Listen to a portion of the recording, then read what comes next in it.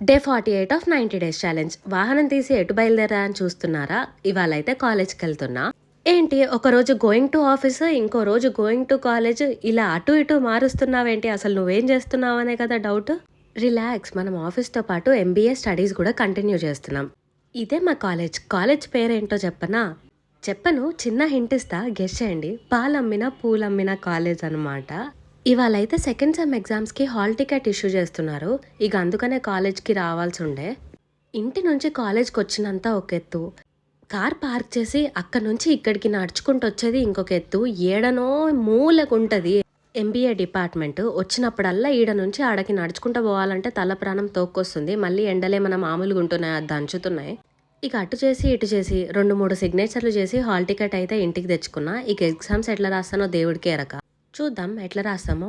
ఇక అట్లా కాలేజ్ నుంచి రిటర్న్ అయ్యాను. వచ్చేటప్పుడు మా తమ్ముడు కూడా ఇంటికి వస్తుండే, అందుకనే వాడిని కూడా పిక్ చేసుకొని ఇంటికి వచ్చేసా. లైక్, షేర్ అండ్ సబ్స్క్రైబ్ చేసుకో.